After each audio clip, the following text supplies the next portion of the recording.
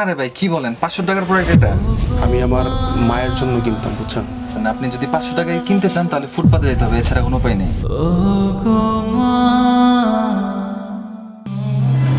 আল্লাহ, আজকে যাতে আমার জন্য জিনিসগুলো কিনতে পারি, তুমি সহায় করো আল্লাহ। জিনিসটা তো সুন্দর আছে ভাই, এটার দাম কত? ভাই এটা 5300। 5300? জি ভাই। 500 টাকায় হবে না ভাই? না ভাইজান কি বললেন, 500 টাকায় কি এই প্রোডাক্ট হয়? এখানে তো ঠিক আছে। মার্কেটিং হয় না ভাই ওইরকম।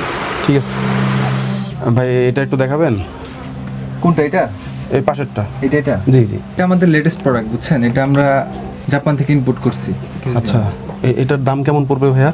এটা ভাই, এটা তো লেটেস্ট প্রোডাক্ট, এটার দাম এখন ভাই 5500-র মতো পড়বে। 5500? Fixed price. বলেন কি ভাই, এটা 500 টাকায় দেওয়া যাবে না? আরে ভাই কি বলেন, 500 টাকার প্রোডাক্ট এটা? 500 টাকায় তো এই দুটো কানের দুলো পাবেন না। ভাই আসলে আমি আমার মায়ের জন্য কিনতাম, বুঝছেন?